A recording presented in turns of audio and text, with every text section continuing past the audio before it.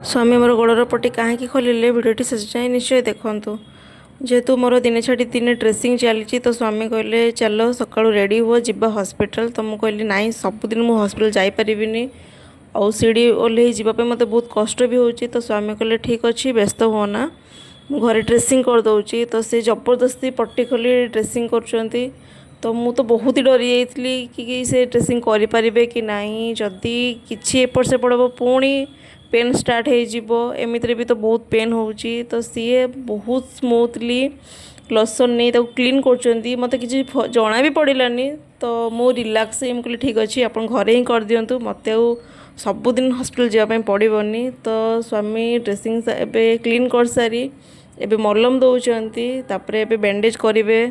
तो सांग मैंने दुर्गा पूजा आपण मैंने केमिति मानिले कमेंट रे निहाती जनातु। आशा करछि समस्ते दुर्गा पूजा बहुत भलरे सेलिब्रेशन करथिबे बहुत भलरे समस्ते थिबे। तो एबे मोर फाइनली ड्रेसिंग कंप्लीट हो गला। रही सांग मैंने जय जगन्नाथ देखा पुणी नेक्स्ट ब्लॉग रे। Thank you.